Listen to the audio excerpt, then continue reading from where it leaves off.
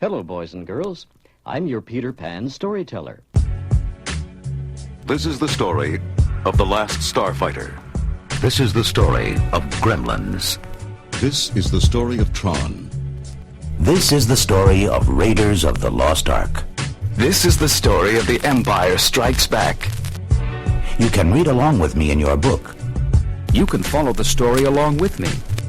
Every time you hear this sound, Turn the pages when you hear this sound. You will know it is time to turn the page when you hear the computer sound like this.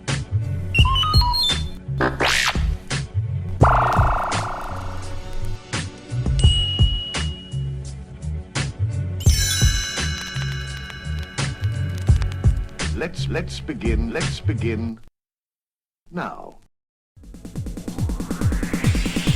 And so I cry sometimes when I'm lying in bed just to get it all out what's in my head. And I feel peculiar. And so I wake in the morning. Hello everybody, welcome to the latest episode of When You Hear This Sound, brought to you by the Space Monkey X Audio Workshop. This is your host, Rob Lamley. If you've been listening to this show for a while, you know that this is where I would normally talk about the history of the cartoon, TV show, movie, or comic book that is the topic of today's read-along record book or audio drama LP. Well, I'm not going to do that this time, because the topic of today's album is He-Man and the Masters of the Universe. He-Man has been a part of our pop culture landscape since 1982, and although there have been a few gap years, for the most part, he's never really gone away. In fact, some might argue that the current iteration of He-Man is as strong as it's been since its heyday of the mid-1980s.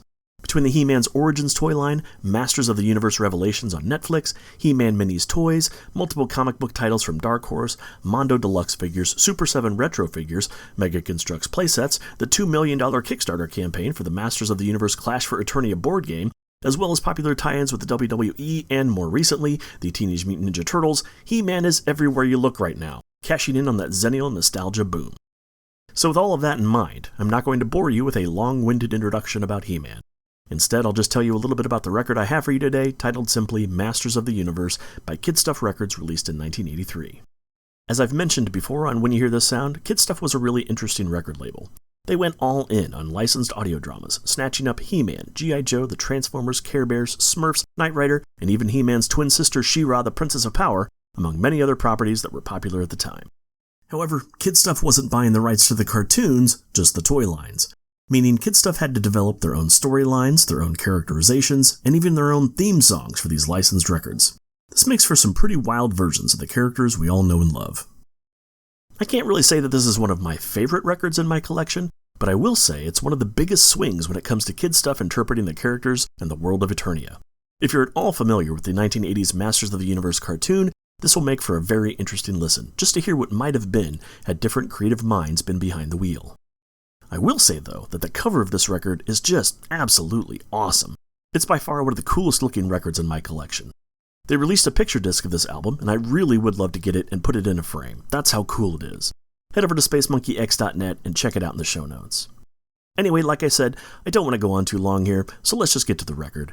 Here is Masters of the Universe, released in 1983 from Kid Stuff Records. Enjoy.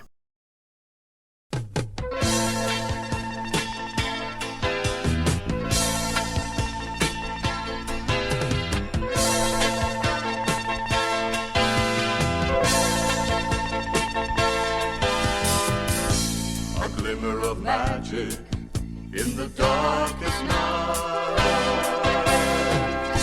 The sword is drawn for the endless fight. The forces of evil never rest. But we are ready to put them to the test.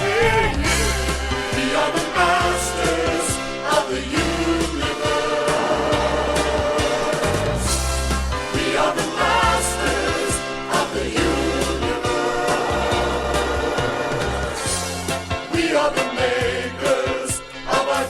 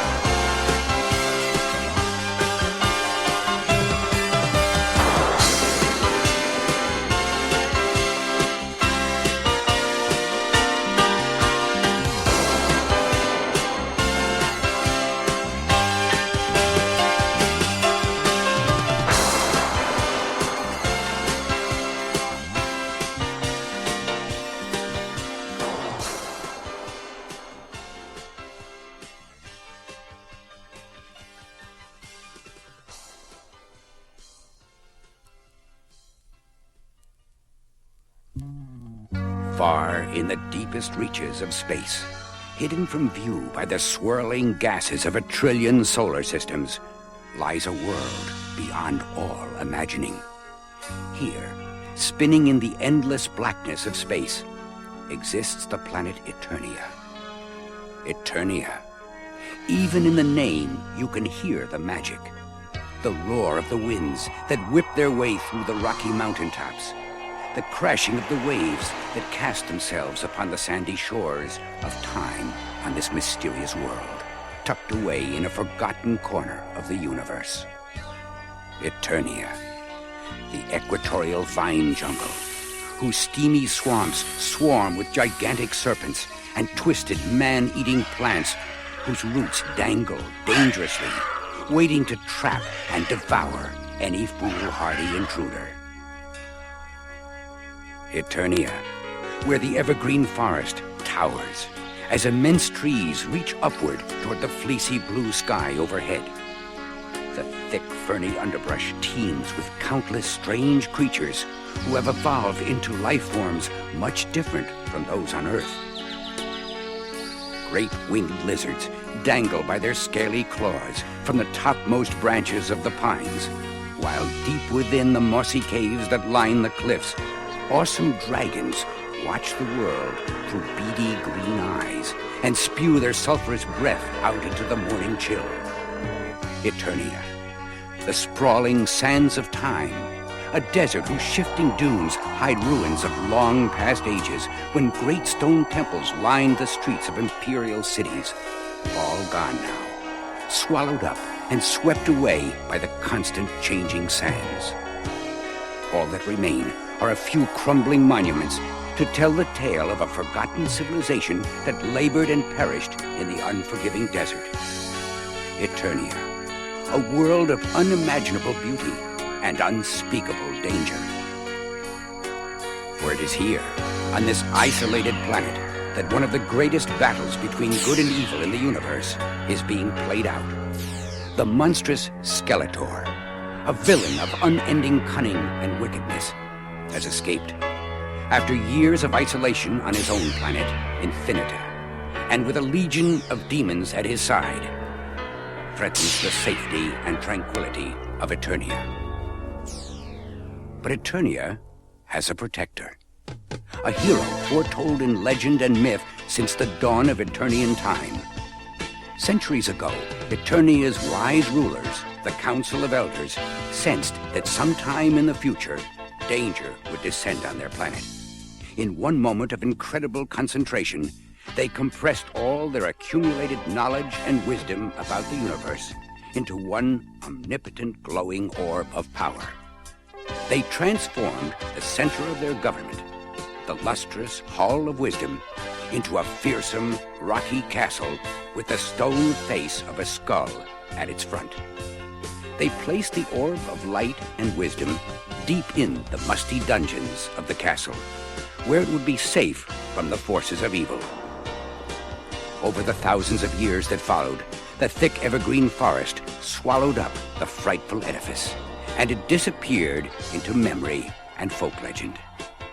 But to this very day, its name brings a chill of fear and awe. It is the mighty Castle Grayskull.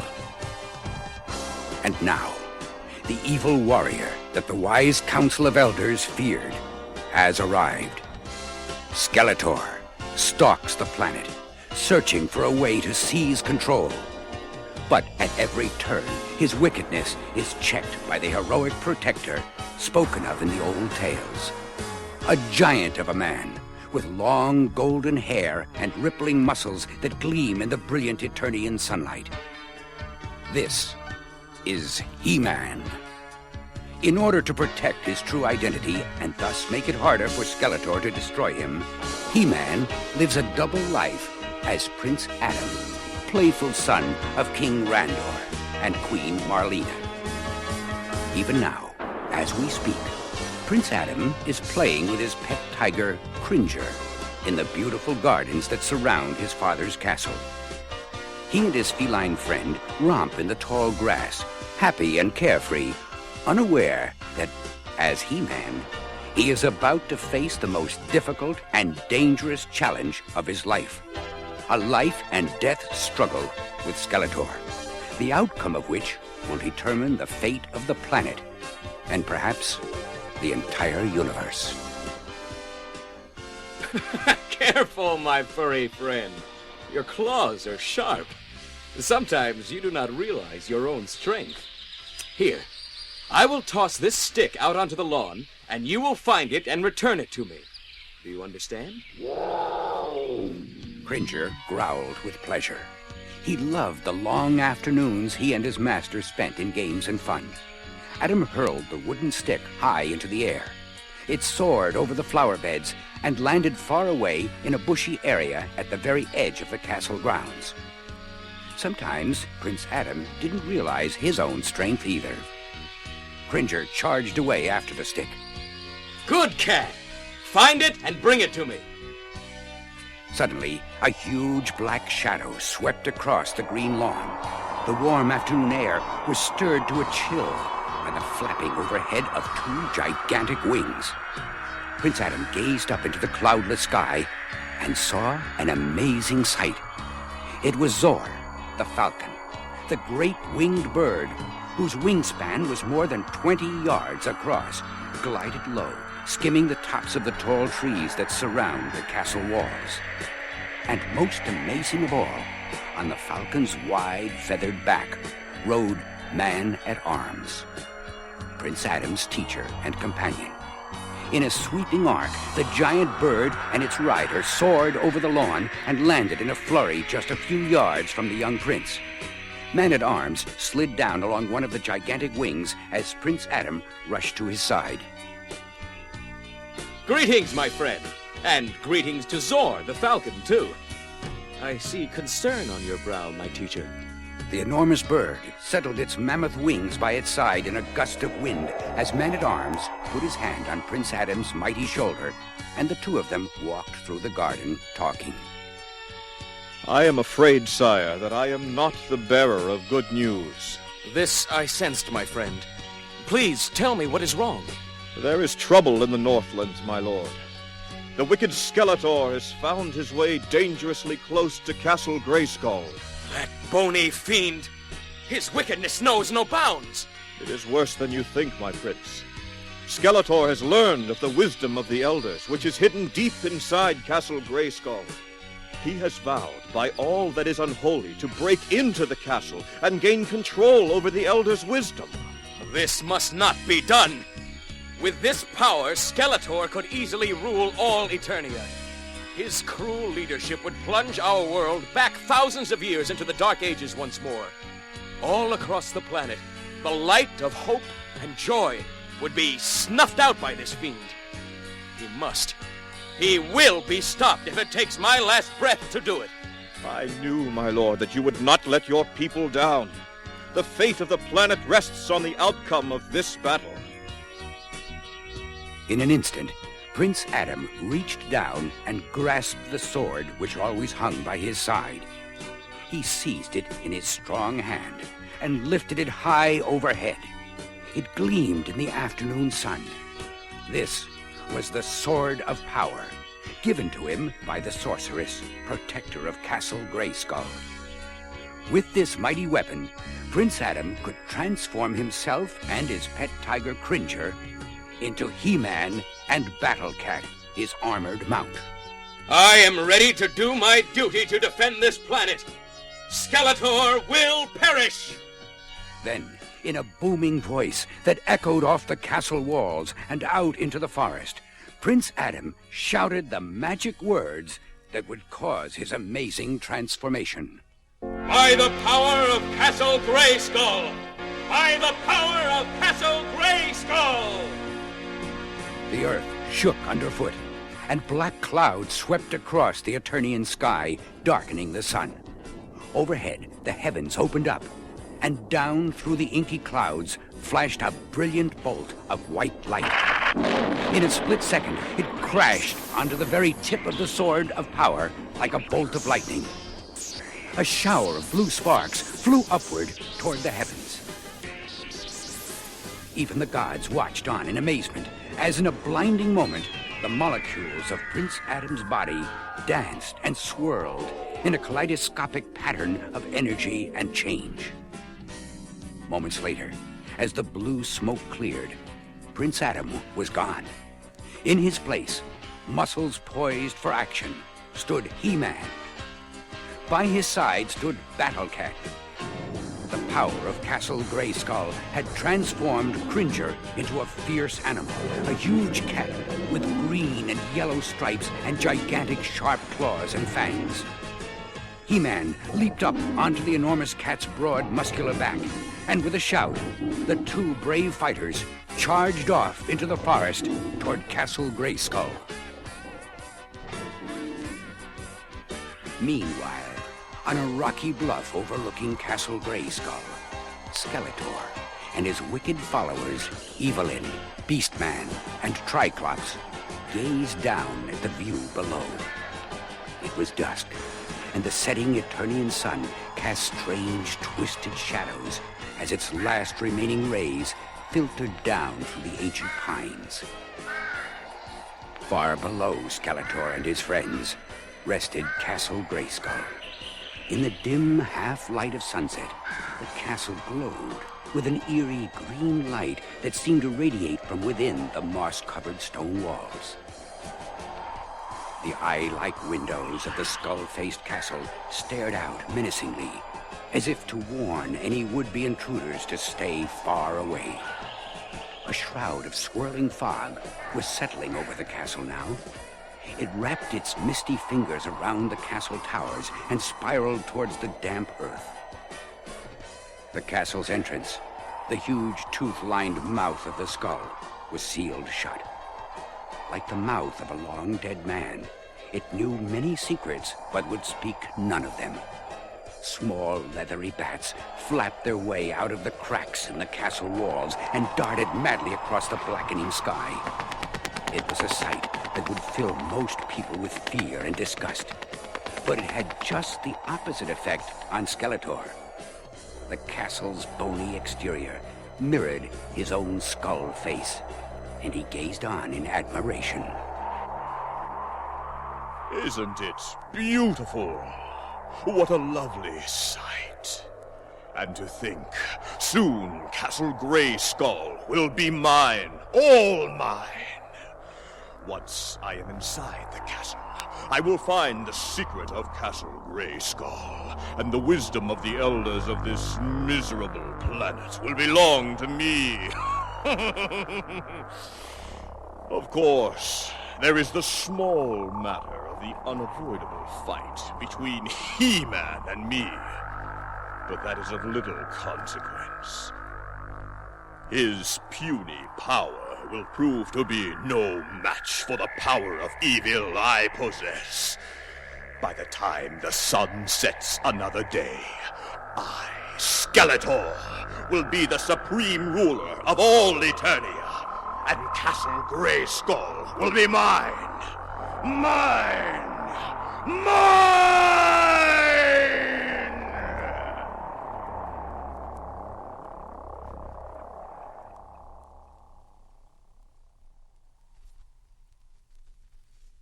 It is dawn on Eternia. As the morning sun creeps up above the craggy, mystic mountains, it spills its warm, life-giving light onto the dark and foggy valleys below. Small, furry creatures stir in their holes. High in the pine trees, great birds stretch their stiff, feathered wings, while other birds, night predators, return home to their lairs in caves and hollow trees.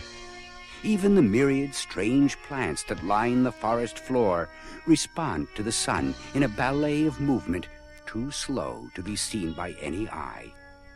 They unfurl tender new leaves and twist their faces toward the warmth of the rising sun.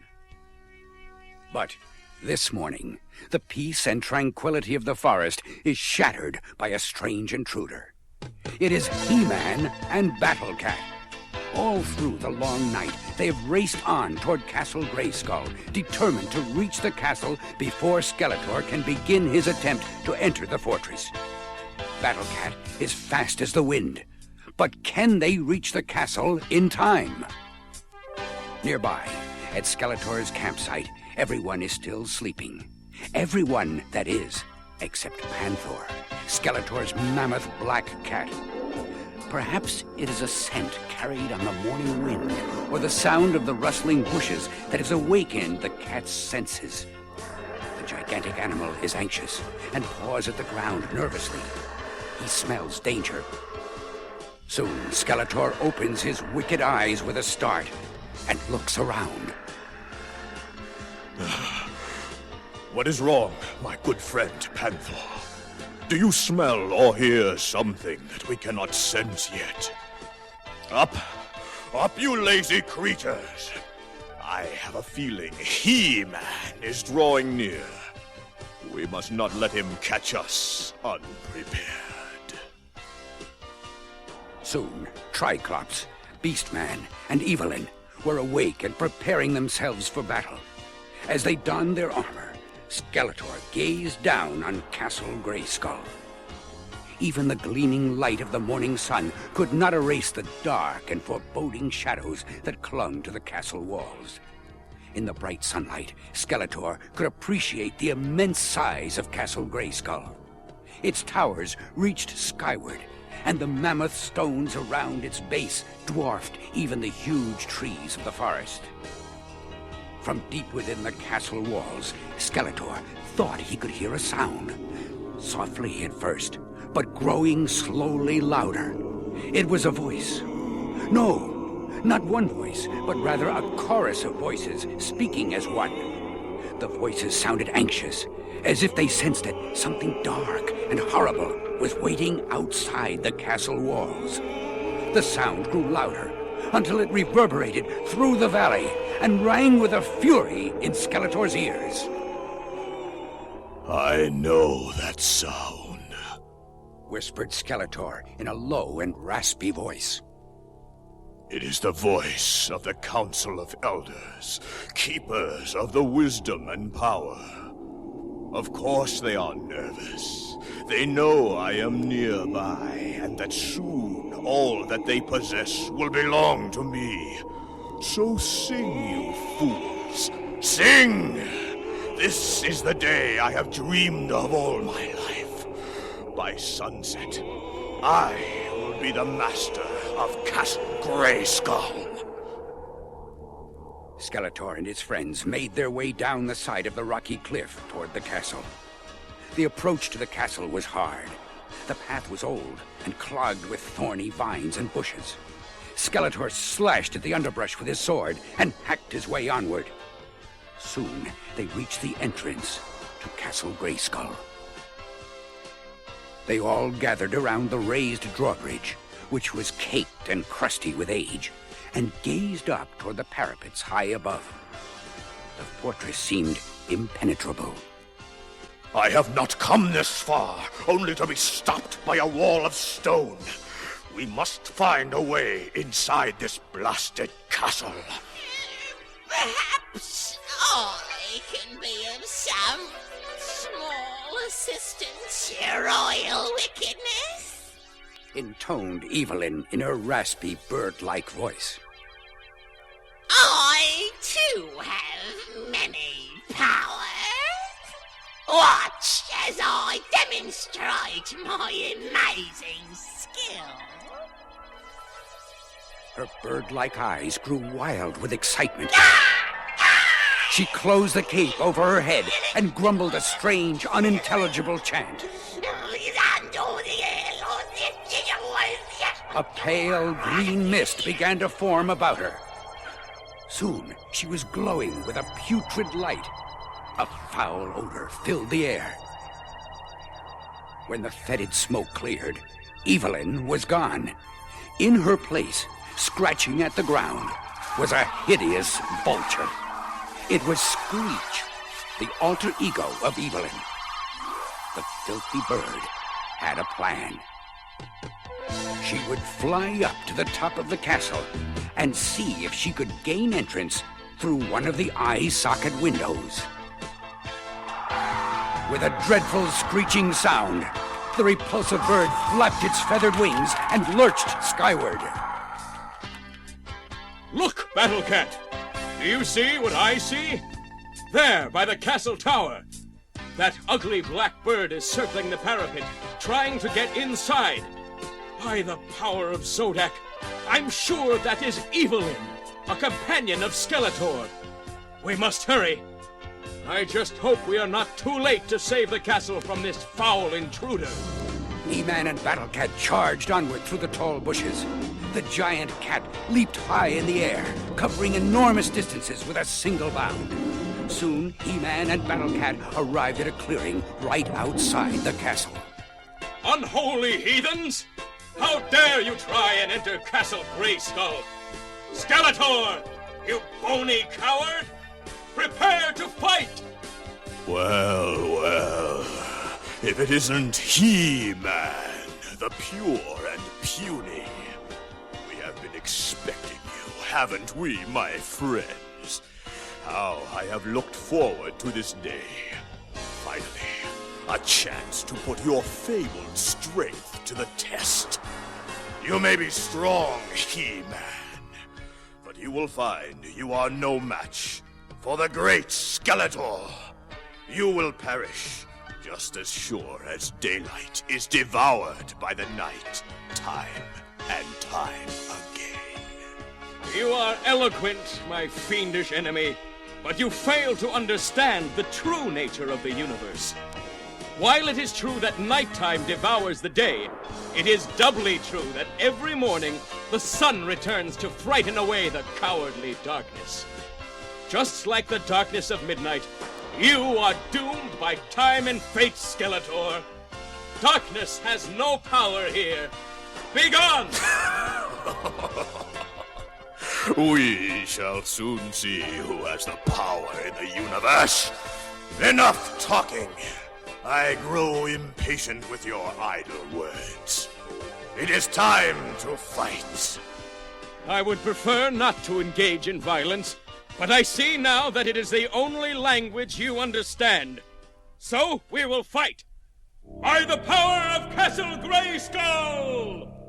Skeletor jumped up onto the mighty back of Panther and drew his sharp sword. To battle, Panther! The enemy is upon us! Attack! Attack! Battle Cat roared into action. He reared up on his hind legs and let out a terrifying growl as the two arch-enemies charged across the stony ground toward conflict. He-Man had drawn the Sword of Power, and it gleamed in the dazzling sunlight. Soon, they were upon each other in battle. The clash and clatter of sword against sword rang out across the battlefield. Cyclops and Beastman stood by and watched in awe as the two giants fought furiously. Suddenly, down from the sky flew Screech. The savage vulture caught He-Man by surprise and in an instant knocked the Sword of Power from his hand. In a split second, He-Man was struck with a bolt of energy from the sword of Skeletor, and he crashed to the ground in a cloud of dust. So, light always triumphs over darkness, does it? We shall soon see about that. You are defeated, He-Man. You are powerless without that sword. He-Man lay on the ground, stunned and silent. Could this really be happening? Could he actually lose the battle to Skeletor? Then he heard the sound, softly at first, like a ringing in his ears. Whispering voices. But what were they saying? The vortex. Vortex. Vortex.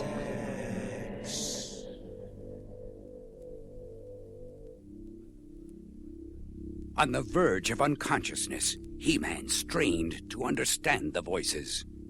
The vortex.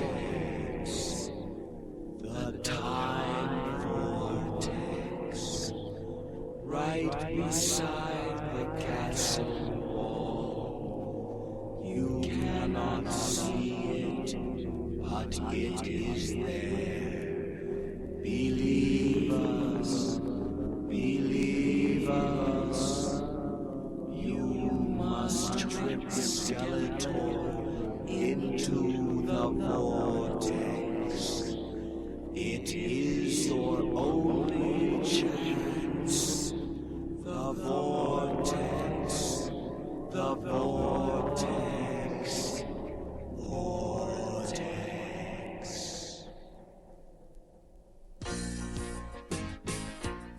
He-Man staggered to his feet. He understood now.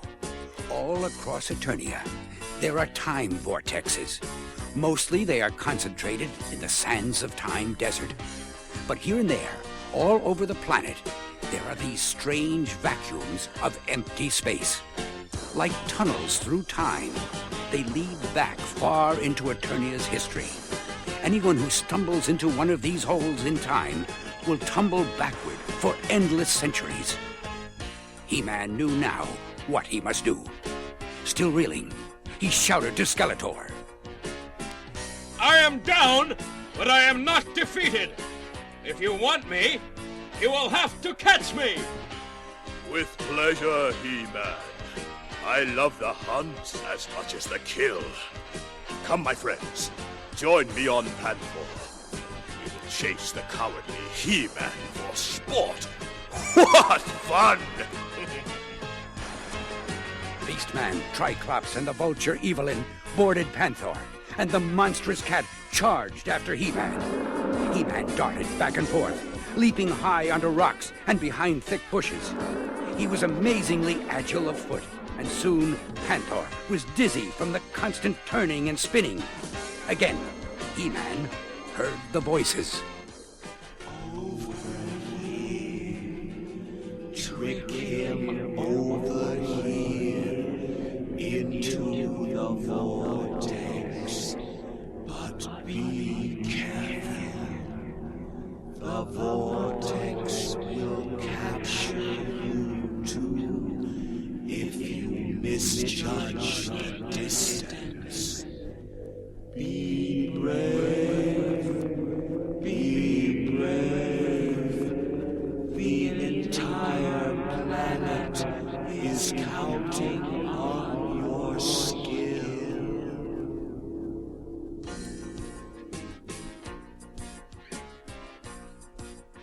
He-Man staggered toward the spot where the vortex swirled invisibly. Once he was sure of the exact location, he stood a few feet in front of it and shouted tauntingly to Skeletor. All right, you bag of bones.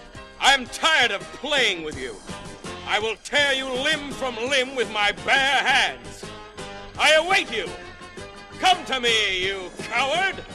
The threat infuriated Skeletor. He dug his heels deep into the flanks of Panther, and with all his helpers, he charged angrily toward He-Man. You die, you fool! You die! He-Man stood his ground courageously. Behind him, he could feel the time vortex swirling into infinity. One false move, and he would tumble backward into the past, and Skeletor would conquer all of Eternia. The mammoth black cat was almost upon him now. He could see the wild glow in Skeletor's eyes. Then, as quickly as a fox, he jumped to one side. Skeletor and his minions were unable to stop or turn. They crashed headfirst into the vortex. By all the devils, what is happening? He-Man looked on in wonder as right before his eyes, Skeletor, Panther, Evelyn, Triclops, and Beastman began to sparkle in the sunlight. They had fallen into the time vortex. Every molecule of their bodies was spinning madly off course and flickering on and off like a firefly. They were growing invisible. Help us! Help us, please! Don't let us die! You will not die, Skeletor. You have been trapped in a time vortex. It will carry you far away from here to another time far in the past. Perhaps, for a while, we here on Eternia will be safe from your tyranny. Farewell, Skeletor! Farewell! You may have tricked me this time, but be warned. You have not seen the last of me. I will find my way out of this time trap and return to challenge you again, He-Man. Of that, you may be sure. You have not seen the last of Skeletor. I will have revenge! Revenge! Revenge!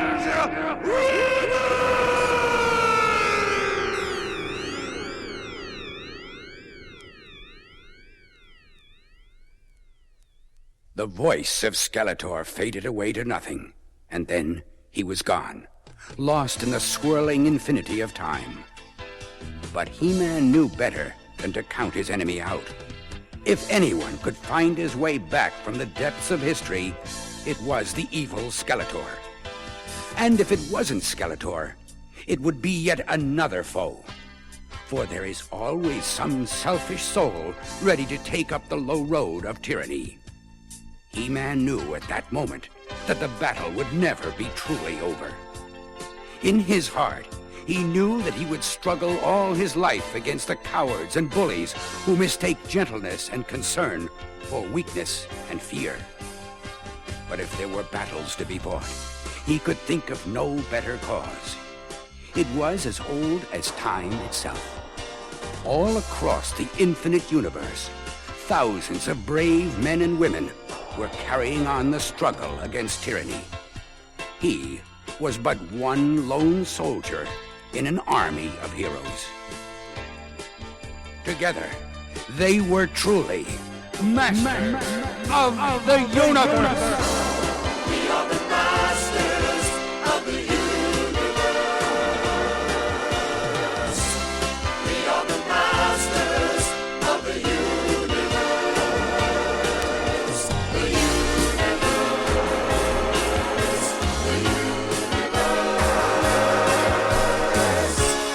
Lost in space.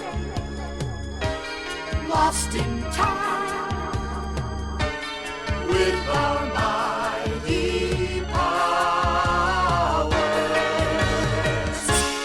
we will fight,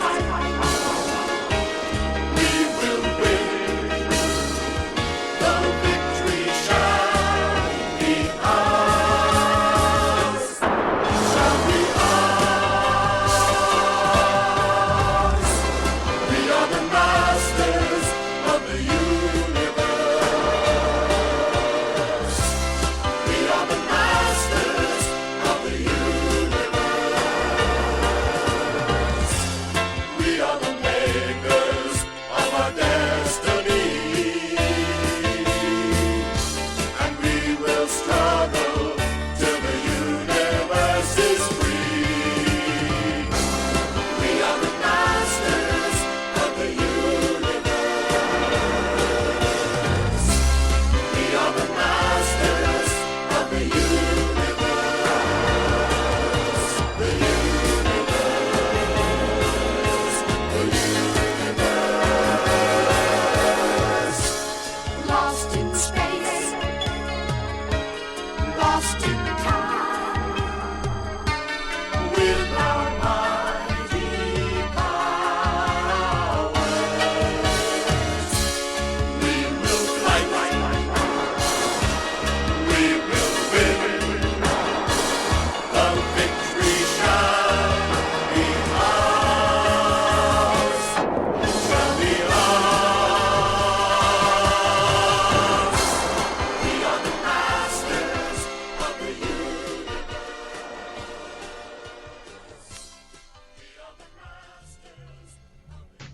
Thanks for stopping by the show today. Be sure to subscribe on iTunes, Spotify, or your favorite podcast app. You can head over to spacemonkeyx.net for pictures, links, and additional information about this episode, and check out some of the other podcasts presented by the Space Monkey X Audio Workshop. This has been your host, Rob Lamley. Thanks for listening to When You Hear This Sound, the podcast dedicated to the weird and wonderful world of read-along record books and storybook vinyl. I'll see y'all next time.